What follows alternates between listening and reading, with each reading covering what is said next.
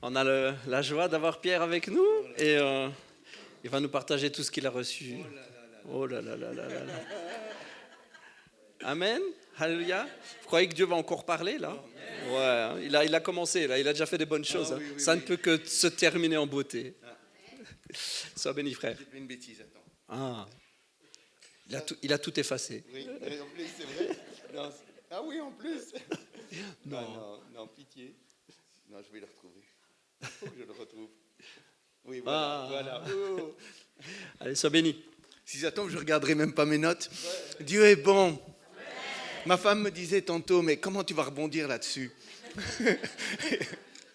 Et je vais vous dire, moi, il y a des moments, je crois que parfois il faut savoir se taire.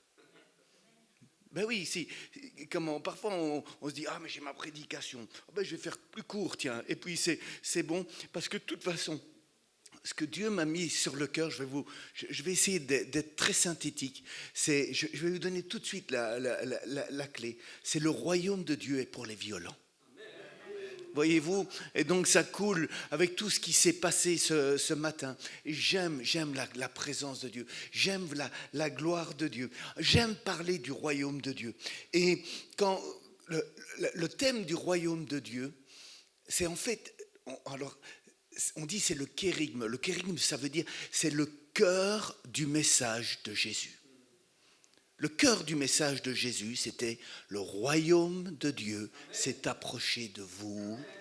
Il dit, on va prendre Marc 1, versets 14 à 15, il dit, le temps est accompli, le royaume de Dieu est proche, et il est là, en fait, parce que Jésus est là, repentez-vous et croyez à la bonne nouvelle. On trouve le temps, en fait, vous voyez, avec Dieu, dans l'œuvre de Dieu, il y a des temps marqués. Et la venue de Jésus était un temps marqué. Il y a des moments de réveil qui se passent et on prie pour ça. Mais Dieu, dans ses plans, il a un temps prévu. Il y a un temps prévu pour Vivea. Il y a un temps prévu pour la gloire de Dieu. Et il y a plein de choses qui se mettent en place jusqu'à ce que ce soit le bon moment. C'est ça quand on parle de la souveraineté de Dieu. La souveraineté de Dieu, c'est pas juste quelque chose, Dieu est souverain, et puis on ne sait pas trop bien ce qui va se passer, et puis on est là, vous voyez, dans la passivité. Non, la souveraineté de Dieu, comme l'a dit Louis, c'est Dieu est au contrôle de toutes choses. Dieu contrôle absolument toutes choses. Et c'est Jésus qui bâtit son Église. C'est pas nous qui bâtissons l'Église. Et nous, on a une compréhension tellement limitée des événements. On a des jugements parfois et on ne comprend pas les tenants et aboutissements de tout ce qu'il peut y avoir. Mais Dieu, lui, il a un plan parfait. Il connaît toutes choses. Et même, je vais vous dire, Dieu peut se servir de gens méchants qui sont à l'intérieur de l'Église pour faire son œuvre. Et ça nous dépasse. Ça nous dépasse complètement. Mais Dieu est Dieu. Dieu est tellement bon et ses plans sont absolument parfaits. Et on peut s'abandonner à lui et lui faire confiance. Bravo Louis, parce que c'est vraiment génial de pouvoir dire « Ok, je capitule. Seigneur, c'est toi. C'est toi qui le fais. » Et puis la paix vient dans notre cœur. La joie vient dans notre cœur. Et comme tu l'as dit, il n'y a rien qu'à changer, mais la paix est là. La paix est là. Il y a vraiment des belles choses qui sont là. C'est le temps de Dieu. Et puis, il y a l'éruption du royaume de Dieu. Je voudrais vous parler de ça, de ce moment où le royaume de Dieu est en train de venir et puis est en train de se manifester. Et ce royaume de Dieu, il s'accompagne nécessairement de la métanoïa, c'est-à-dire de la conversion. La conversion, c'est pas simplement dire « Oh Seigneur, je te demande pardon pour mes péchés ». Non, la conversion, c'est un changement de mentalité, c'est un changement de paradigme. Peut-être que vous avez une vie très morale, gloire à Dieu pour cela, gloire à Dieu vraiment pour cela. Mais tu peux avoir une vie très morale et être encore dans un ancien système de pensée. Et donc, en fait, il faut qu'il y ait une conversion de notre système de pensée pour que ce soit non plus les valeurs humaines qui prédominent en nous, mais les valeurs célestes, les valeurs du royaume de Dieu qui soient là. Et on commence à acquérir la mentalité du ciel, la mentalité du royaume. Voyez-vous, c'est tout ça qu'il y a dans la métanoïa. Et puis le dernier point du message de Jésus, c'est la foi. La foi dans la proclamation de la bonne nouvelle. Il y a toute la dimension de la foi. Et quand Jésus dit « le royaume de Dieu s'est approché », mais ce sont les violents qui s'en emparent. On est dans le domaine de la foi. En fait, dans la foi, il y a toute une dimension de violence, de positionnement violent. Vous avez remarqué comme nous avons dû nous positionner ce matin. À un certain moment, on s'empare des bénédictions. Vous voyez, Dieu est le Dieu qui donne, mais il attend de nous que nous soyons réactifs. Il attend de nous que nous ne soyons pas des instruments passifs. Dans l'ancienne alliance, on pouvait être un instrument passif. C'est-à-dire qu'on suit les règles, on suit la loi, on suit les commandements, on va à l'église. Merci, monsieur le pasteur, belle prédication, alléluia, amen, maranatha, et c'est bon. Non, mais dans la nouvelle alliance, dans la nouvelle dimension dans laquelle le royaume de Dieu fait son entrée et fait son éruption, Dieu nous rend actifs. Dieu veut que nous soyons ses collaborateurs. Qu'on ne soit plus simplement des sujets passifs, mais qu'on collabore avec lui. Et quand vous réfléchissez à ça, c'est extraordinaire. Vous voyez que Dieu, en fait, va agir et il va attendre que l'on collabore avec lui pour faire les choses. Mais c'est quand même fabuleux, ça. Il y a des choses que Dieu ne fera pas si nous ne le faisons pas avec lui. Il y a des choses que Dieu... Et je vais vous dire, il y a parfois des choses où vous entendez une parole prophétique, vous entendez une parole de guérison, vous entendez quelque chose, mais si tu ne sais pas te saisir de cela, si tu ne sais pas te positionner de cela, tu risques de passer à côté du miracle. Tu risques de passer à côté de tout ce que Dieu avait sur le cœur de te donner. C'est pour ça qu'il y a besoin que, si vous voulez, Dieu cherche des amis avec qui il va pouvoir travailler. Il cherche cette dimension de collaboration avec lui. C'est pas extraordinaire ? Dans Acte 15, moi j'aime bien, c'est le premier concile qu'il y a dans les églises où on va discuter des problèmes. Et puis la conclusion, elle est absolument extraordinaire. Acte 15, je ne sais plus quel est le verset, mais il dit ceci. Le Saint-Esprit et nous-mêmes avons décidé. Oh, attends, ils ne se sont pas dit, Dieu a dit que. Non. Ils ont dit, le Saint-Esprit et nous avons décidé. Et réfléchissez un petit peu à ce truc. Voyez-vous, Dieu est le Dieu de la communication. Le royaume de Dieu est excessivement relationnel. Le royaume de Dieu est très, très, très relationnel. Il est relationnel entre moi et Dieu, mais il est aussi relationnel entre nous. Il implique une dimension relationnelle entre nous. Et j'aime beaucoup quand tu dis « et la famille ». Et la famille, on est ensemble, allez, on participe tous ensemble. Voyez-vous, il y a cette dimension de relation qui est là. Vous allez remarquer que beaucoup de choses qui concernent le royaume de Dieu, dans la Bible, ça, j'aime ça, se passent autour d'une table.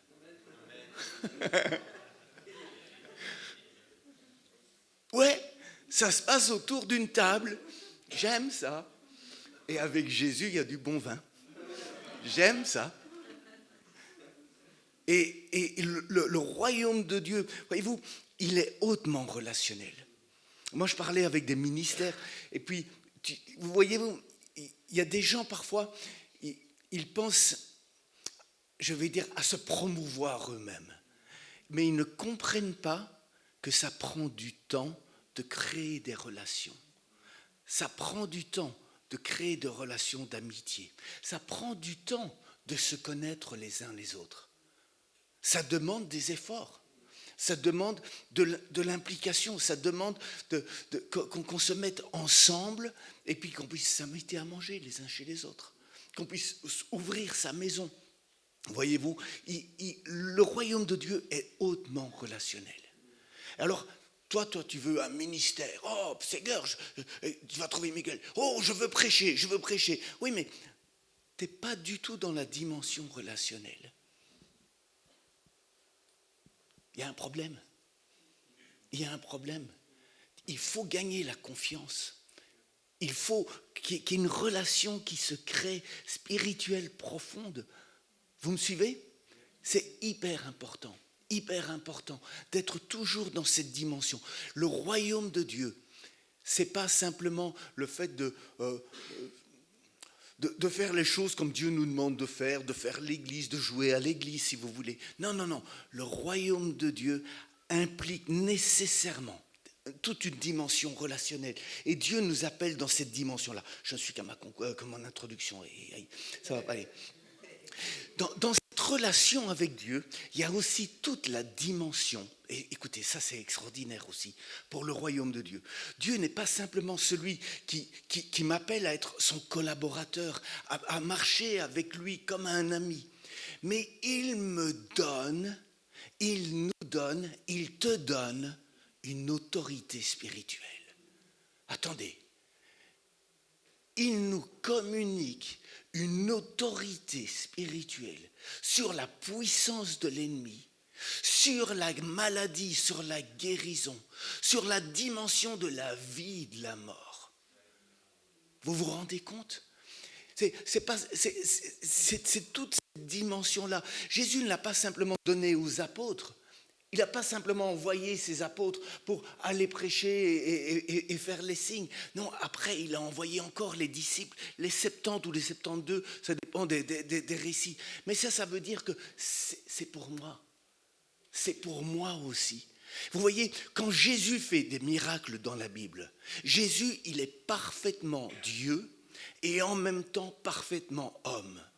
Mais tous sont miraculeux. S'il le fait en tant que Dieu, alors je ne peux faire qu'une chose, c'est dire bravo Monsieur Jésus, c'est magnifique ce que tu fais. Mais s'il le fait en tant qu'homme, alors ça veut dire que moi aussi, je peux rentrer dans cette dimension. Vous me suivez ? Jésus, il a fait ces choses miraculeuses en tant qu'homme, mais en tant qu'homme parfait et entièrement soumis au Père. Entièrement soumis au Saint-Esprit. Et c'est un modèle. Il nous appelle à cette dimension-là. Il nous appelle à rentrer dans cette dimension-là. Il y a la culture du ciel qui doivent se manifester sur la terre. Une autre dimension du royaume de Dieu qui est absolument fabuleuse, que j'aime énormément et que tu aimes cultiver ici. Parce que je t'ai déjà plusieurs fois entendu le dire. Ici, on cultive la présence de Dieu. Attendez les amis, vous vous rendez compte ? Dieu est avec nous. Dieu est avec toi. Dieu est au milieu de nous.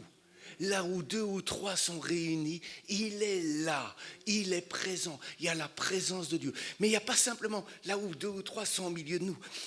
Chose encore plus extraordinaire. Il dit qu'il vient faire son habitation en toi.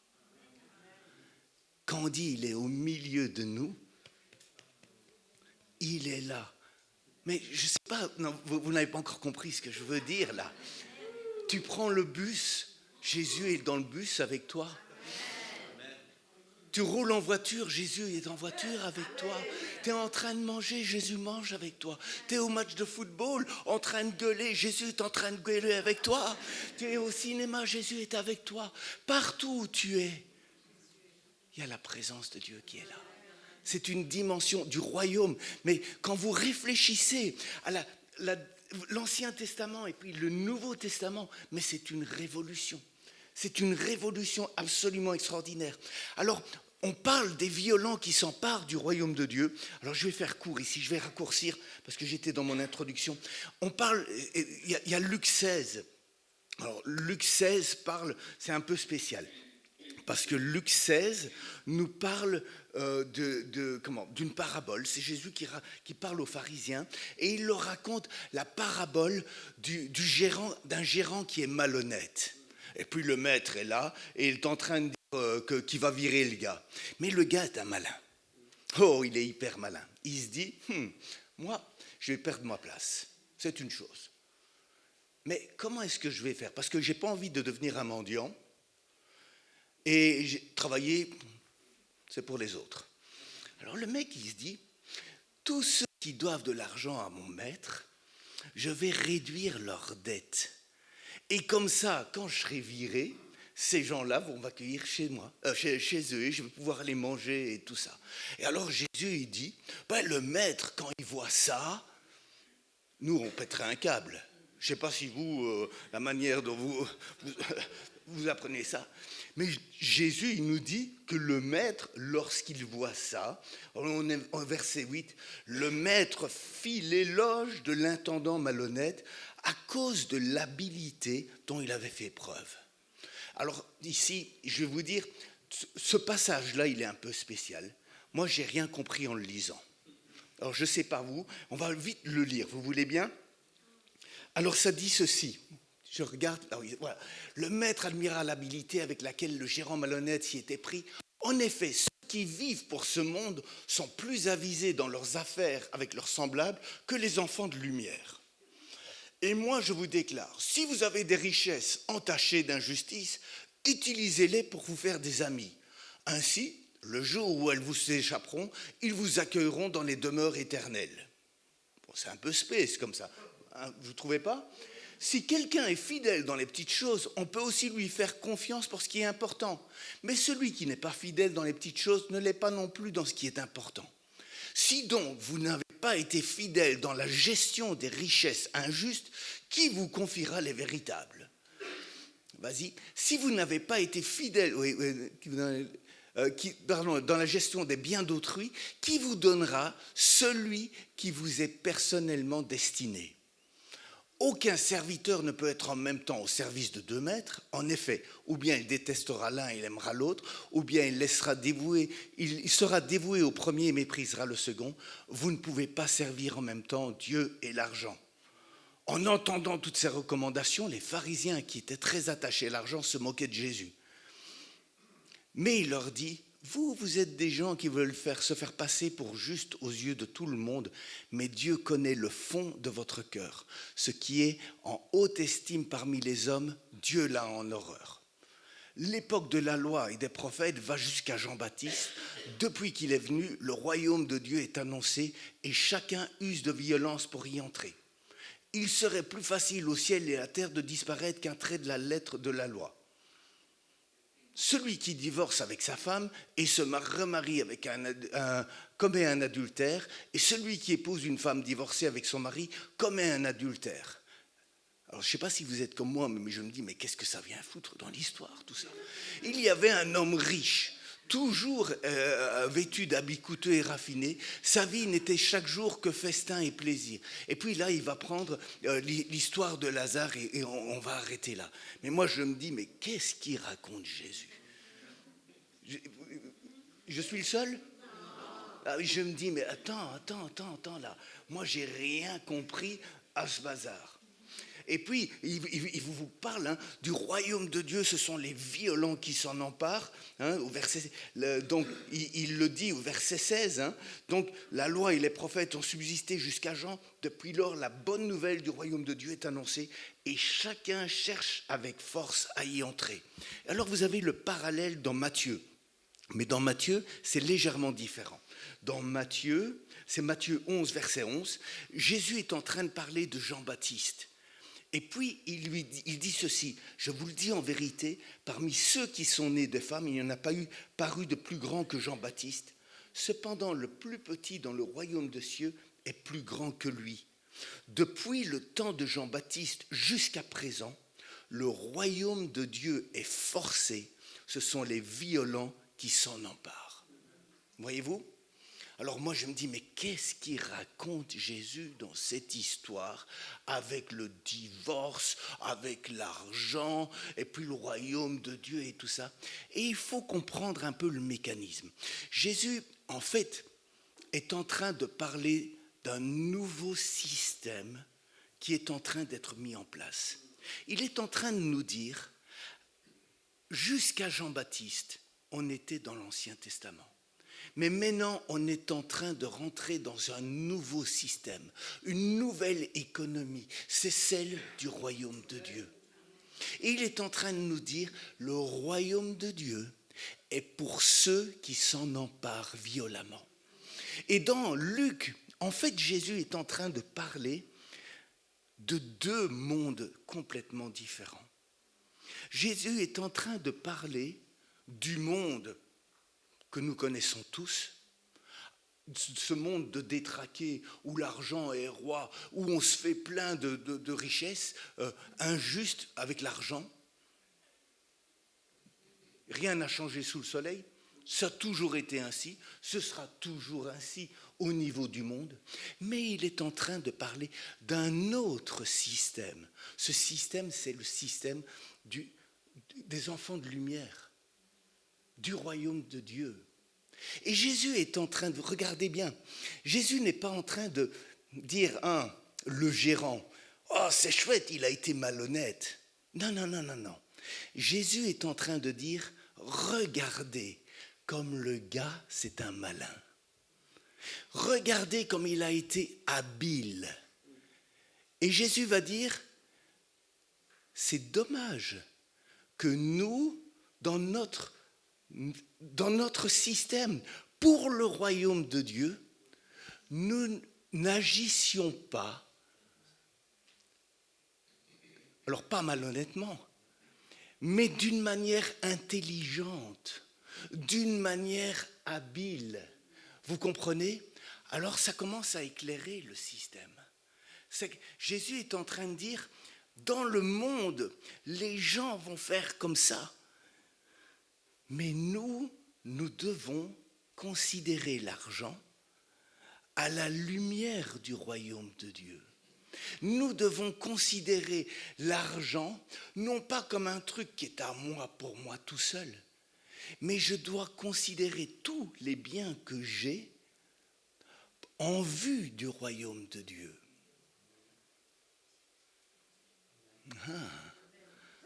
Ça commence à changer la mentalité. Dans le royaume de Dieu, et ça je vais peut-être vous choquer, on ne parle plus de ton argent, mais on parle des finances qui appartiennent à Dieu et à son royaume et que Dieu te confie. Est-ce que vous me suivez ? Et Jésus est en train de dire que ce que tu peux perdre d'un côté, parce que c'est vrai que tu as donné de l'argent pour Madagascar, c'est magnifique, mais tu ne l'as plus cet argent. Tu ne l'as plus. C'est juste. Mais Jésus est en train de te dire que tu es en train de t'amasser pour le monde qui vient des richesses. Tu ne peux pas imaginer ce que tu es en train de faire. En fait, Jésus ne dit pas seulement tu es en train de te construire une belle maison au ciel. Non, non, non. Il le dit déjà ici, il y a une récompense qui nous attend. Il y a déjà ici un retour sur investissement. Ouais, mais c'est comme ça que ça fonctionne. Alors, on n'est pas dans le marchandage. On n'est pas dans la bourse, on n'est pas dans le bitcoin ou des trucs dans ce goût-là. Non, non, non, non. C'est pas comme ça que ça fonctionne. Mais Jésus nous dit, il nous promet que si nous abandonnons maison, famille, on le retrouvera d'une manière ou d'une autre déjà ici.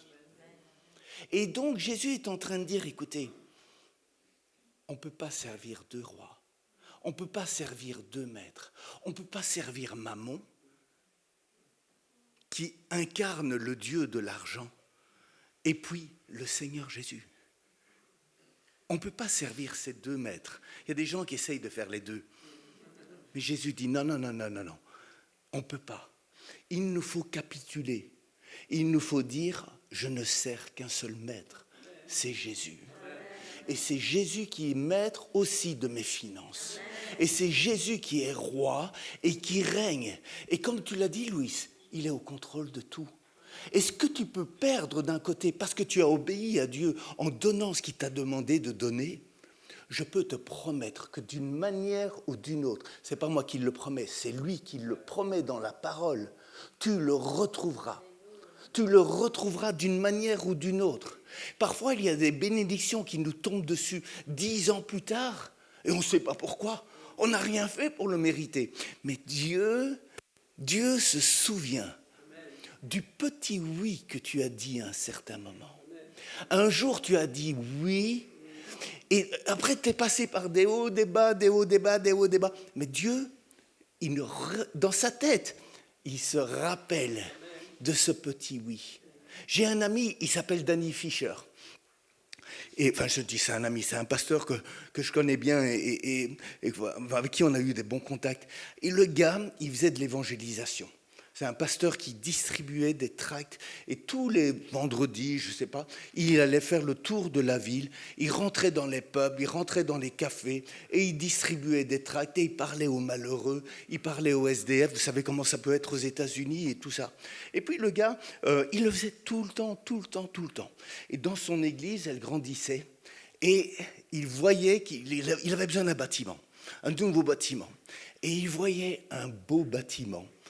Mais c'était inaccessible pour lui, complètement inaccessible pour lui. Et puis une voiture un jour s'arrête, grosse Mercedes, elle s'arrête à sa hauteur, elle dit « Monsieur, montez dans la voiture ». Et puis en fait, dans la voiture, c'était le propriétaire du bâtiment qui était là. Et il ne le savait pas.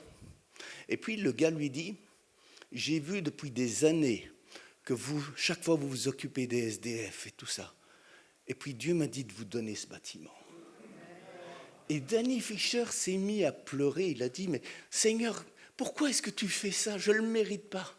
Et la réponse de Dieu a été ceci. Un jour, tu m'as dit oui. Et je m'en suis souvenu. Voyez-vous, Dieu est le Dieu qui se souvient. Il se souvient des engagements que tu prends. Il se souvient des oui que tu dis. Il se souvient des actes que tu poses par obéissance. Tu auras un retour sur investissement. Je peux te le promettre. Alors, dans tout ça, il y a le fameux verset qu'on a lu avec un peu space sur le divorce. Vous vous dites, qu'est-ce que ça vient foutre là-dedans? C'est pas que moi, je me dis, mais qu'est-ce que ça? Et alors, je vais vous dire, il faut reprendre aussi tout le contexte. Parce qu'on a lu qu'en fait, Jésus s'adresse aux pharisiens. Et on comprend très mal ce verset. Parce que nous, en tant que bons chrétiens, on va dire, un bon chrétien, ça ne divorce pas. C'est écrit dans la Bible. C'est pas vrai? Dites-moi. C'est juste. Hein, on est là avec notre truc. Mais en fait, on utilise très mal ce verset. Parce que Jésus s'adresse aux pharisiens. Et chez les pharisiens, figurez-vous, qu'on pouvait divorcer comme ça, pour un oui ou pour un non. Madame faisait brûler le rôti dans le four, elle avait son C4. Je vous assure, c'est comme ça que ça fonctionnait. Si la femme faisait n'importe quoi qui ne plaisait pas au mari, elle avait son C4. C'était le bon vieux temps. Hein. Non, c'est une blague. Hein. Non. Et c'est là-dessus que Jésus est en train de gueuler. Jésus est en train de dire, non, les amis. Non, on n'a pas le droit de divorcer comme ça. En fait, dans le divorce, à cette époque-là, on est dans un système où si vous foutez la femme dehors, elle perd tout. Elle n'a plus aucune sécurité. C'est pas la femme qui a ramené de l'argent, c'est le mari. Et puis vous la mettez dehors, elle n'a plus rien du tout. C'était une catastrophe. On était dans des systèmes complètement terribles dans ce monde-là, machiste, si vous voulez. Et puis Jésus est en train de rectifier le bazar. Il est en train de dire, c'est pas juste. c'est pas juste ce que vous faites. Dans le royaume de Dieu, c'est pas comme ça que ça doit marcher. Vous me suivez? Mais, maintenant, je vais peut-être vous dire des choses qui sont difficiles. Parce que, en tant que chrétien, parfois on utilise très mal ce verset. Imaginons qu'un pasteur soit confronté à une situation, je vais dire le mot comme ça, parce que c'est de merde. Avec un mari qui bat sa femme, qui est hyper violent avec lui. Est-ce que vous pensez que c'est juste de dire à la femme « Tu dois rester avec ton mari » ? C'est profondément injuste. Il y a des situations terribles. Alors vous savez que nous sommes les rois de l'hypocrisie parfois. Parce qu'on va dire à la femme « Écoute, attends que ton mari te trompe, comme ça tu pourras divorcer. » C'est pas vrai ? Non, mais je veux dire, non, c'est pour vous dire qu'il y a des mécanismes comme ça. Et Jésus n'est pas du tout en train de parler comme ça. Jésus est en train de condamner le divorce. Et le divorce est un échec. Fondamentalement, c'est un échec. Il ne faut pas dire que je ne suis pas en train de pervertir le sens de la parole de Dieu. Mais il ne faut pas l'interpréter d'une manière classique comme ça. Vous savez, c'est difficile d'être pasteur. Parce que vous devez parfois prendre des décisions, vous devez donner des conseils qui ne sont pas du tout évidents. C'est pour ça que je ne suis pas pasteur. Non, il y a une difficulté d'apprendre à gérer, il y a une sagesse à avoir pour prendre les choses. Mais le royaume de Dieu nous conduit dans cette nouvelle dimension où en fait, Jésus est en train de restaurer la dignité de la femme. Il est en train de restaurer la position de la femme. Voyez-vous, la femme a subi les conséquences de la malédiction depuis Genèse 3. L'homme dominera. Mais j'ai une bonne nouvelle. Jésus s'est fait malédiction. Jésus a porté cette malédiction. Et il nous faut retourner à la pensée de la relation entre un homme et une femme qui se passe avant Genèse 3, avant la chute. Il nous faut repenser toute notre théologie du mariage. J'ai entendu parfois un gars prêcher. « Femmes, soyez soumises à vos maris. » Le jour du mariage. Et c'était un machiste, c'était des Italiens.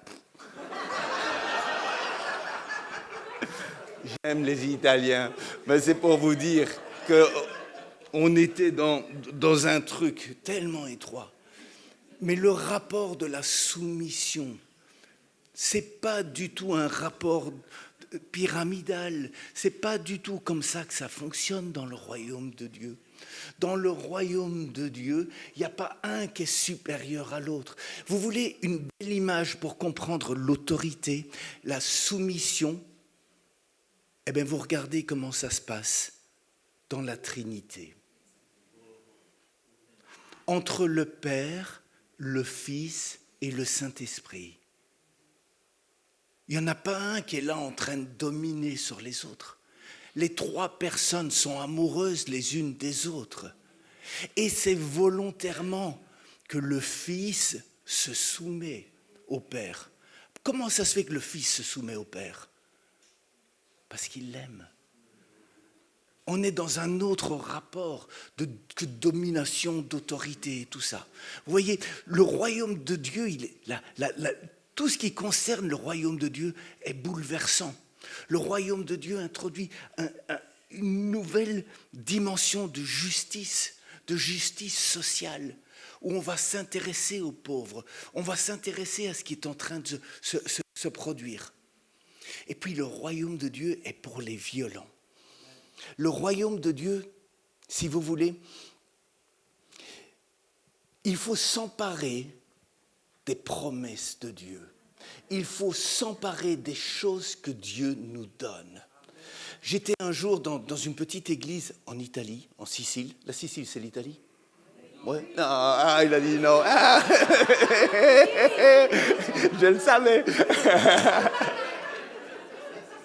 J'étais en Sicile, dans une petite église. Et c'était une dame, elle avait plein de paroles de connaissance.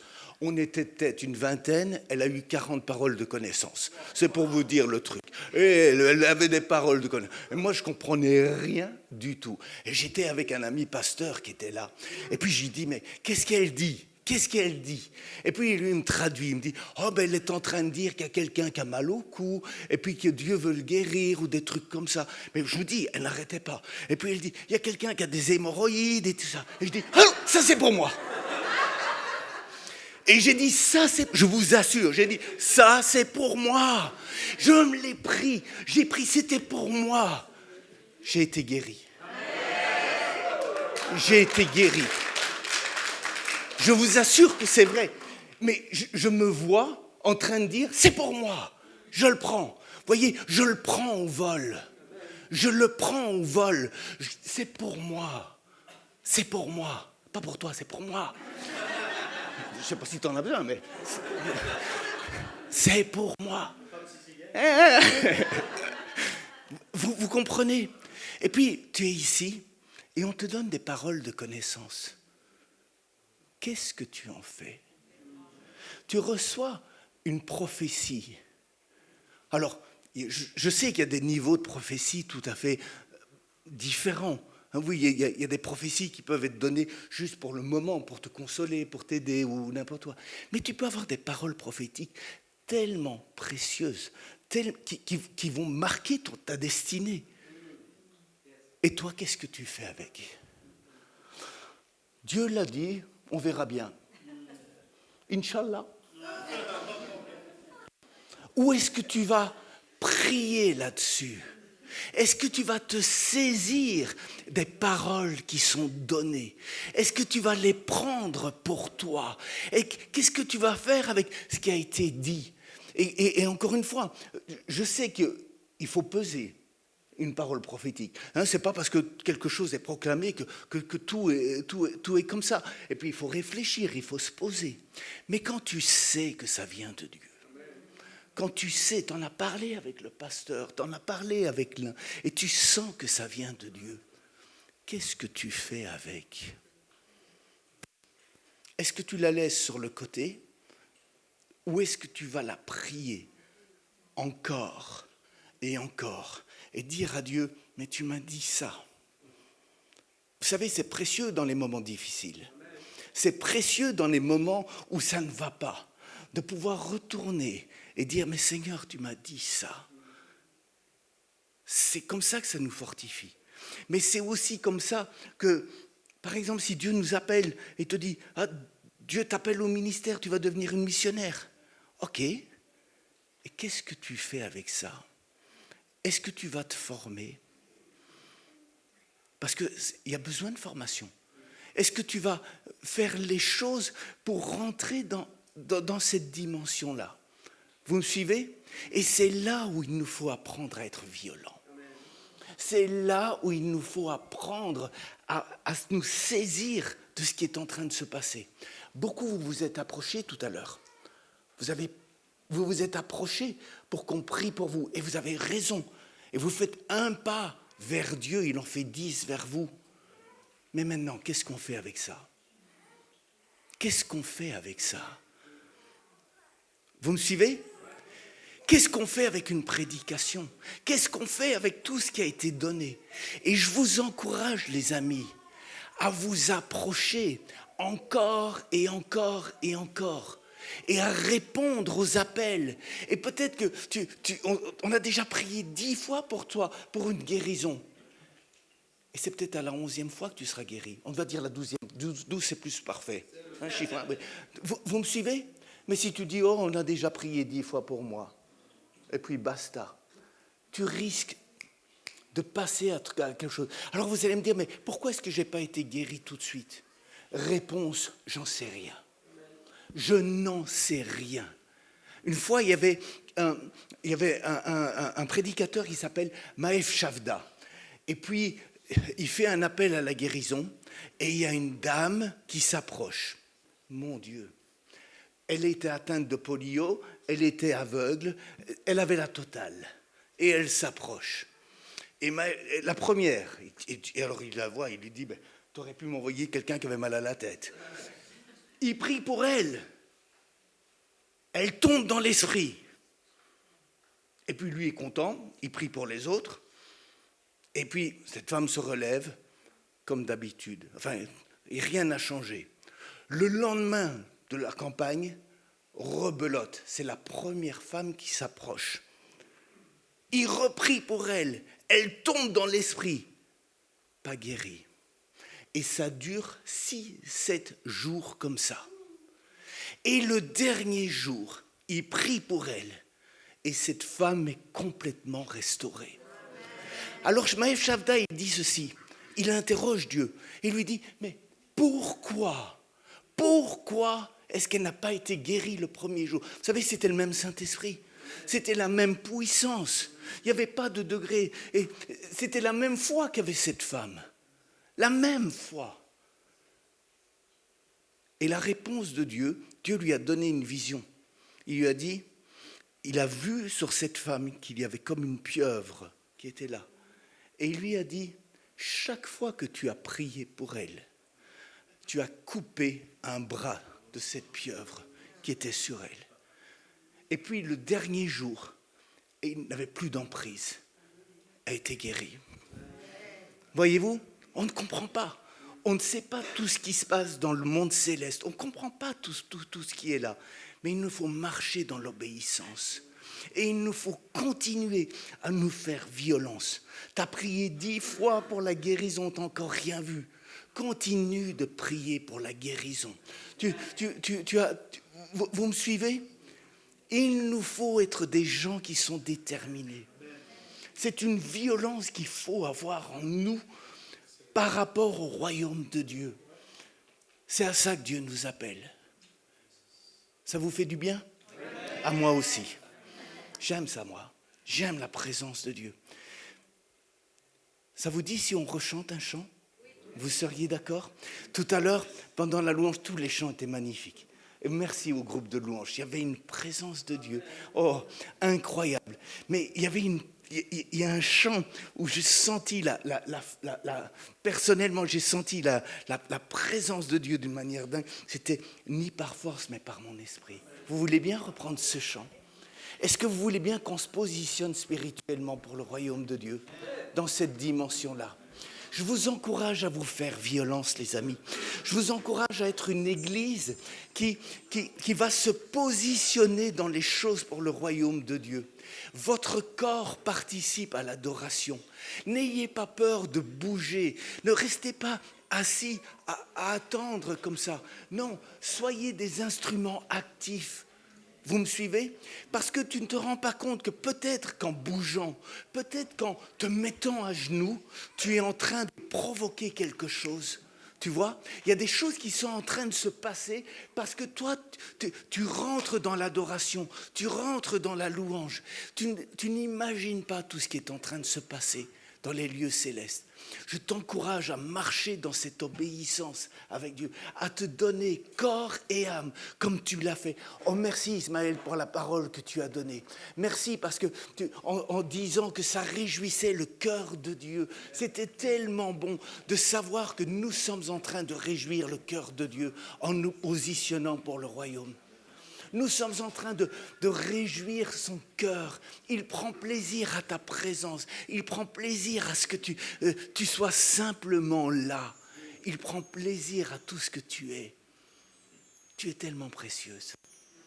Tu es tellement précieuse à ses yeux. J'ai quelque chose sur le cœur, et c'est peut-être dû à, à mon appel ou à mes recherches et tout ça, mais je voudrais vous soumettre cette pensée pour les jeunes. J'aime ça. J'ai sur le cœur cette pensée que Dieu veut vous utiliser d'une manière extraordinaire. Et que vous êtes peut-être des instruments qui allaient amener le réveil ici. Et je prie, vous me permettez de prier pour cela. Je prie pour que vous ayez des bons contacts, peut-être une amie, un ami que vous pouvez amener au Seigneur et vous pouvez les amener dans l'église. Et puis que vous puissiez être un instrument dans les mains de Dieu pour toucher d'autres personnes.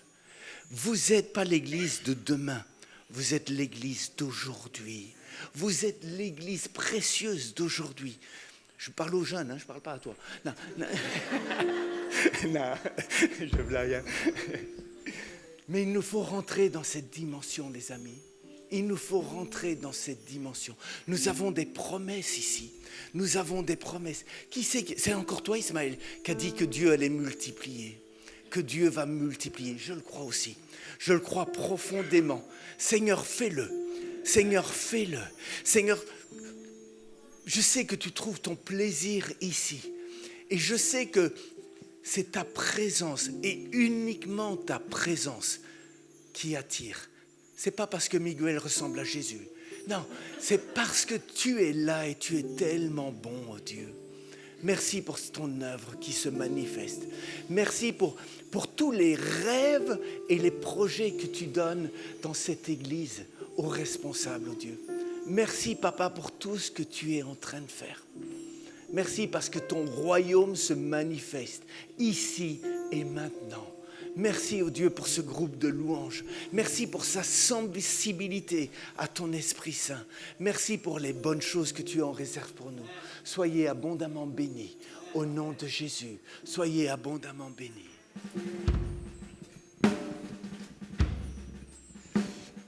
Vraiment, je voudrais vous encourager, comme Pierre l'a dit, gardez ces paroles. On va chanter et garder ces paroles, que ces paroles deviennent des convictions. Vous savez, il y a plus ou moins 8 ans en arrière, je me suis arrêté un jour sur l'autoroute parce que j'avais vraiment du mal. Et j'ai dit à Dieu, est-ce que je dois continuer ou pas ? Il n'y a pas tout à fait 10 ans. C'était tout au début de Vivière et on n'était pas du tout ici, on était vraiment très très très peu nombreux. On n'était pas du tout allé à Madagascar, rien tout ça n'était. J'avais juste des rêves dans le cœur et j'avais un feu. Et je dis, est-ce que je dois continuer avec ce que tu as mis dans mon cœur ou j'arrête ? Quelques instants après, quelqu'un qui a un don prophétique m'appelle. Il dit, j'étais en prière, Dieu m'a dit de t'appeler. Et il m'a dit, continue avec ce que j'ai mis dans ton cœur. Vous imaginez même pas combien, pendant les 10 ans qui ont suivi, j'ai dû repasser cette parole souvent. Alors les paroles que vous recevez, accrochez-vous et répétez-les. Vous imaginez même pas le nombre de fois où j'étais vraiment au bout et je disais, tu m'as dit de continuer avec ce que tu m'avais donné. Tu as dit de continuer. Je l'ai répété 10 ans. Gardez les paroles. Les jeunes, vous avez reçu aujourd'hui une parole pour vous. Vous êtes l'église d'aujourd'hui, vous devez y aller, Dieu va vous utiliser. Répétez cette parole sur votre cœur, gardez, vous en avez besoin.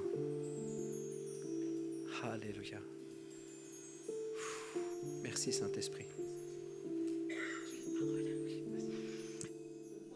Vous avez déjà été interpellé par le Saint-Esprit, je ne sais pas quel jeune, en tout cas il y en a plusieurs.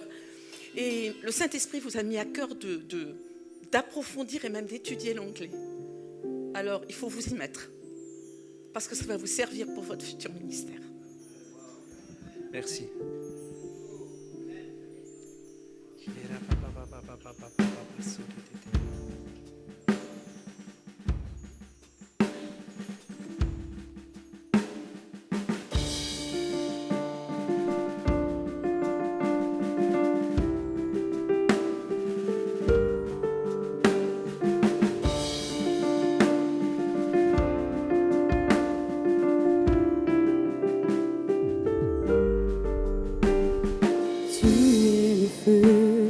Nous sommes le temple, tu es la voix, nous sommes le chant. Toi notre Dieu, nous sommes ton peuple, toi la lumière, nous t'élevons. Émerveillés par toi.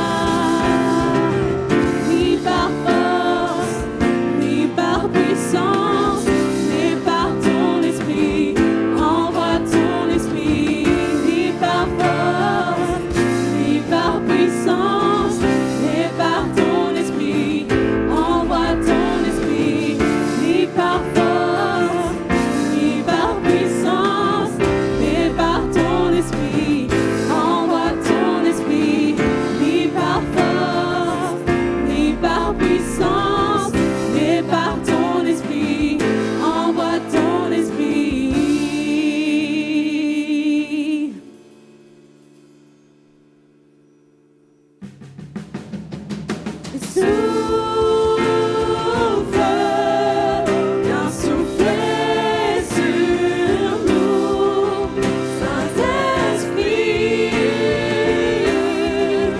viens souffler sur nous, et souffle, viens souffler sur nous, Saint-Esprit, viens souffler sur nous. Ni par force, ni par puissance, mais par ton esprit, envoie ton esprit. Ni par force, ni par puissance, mais par ton esprit, envoie ton esprit. Alléluia, est-ce qu'on pousse une acclamation? Merci Jésus. Merci Jésus. Alléluia. Bon après-midi à tout le monde. Soyez bénis. Rentrez avec cette joie, ce feu.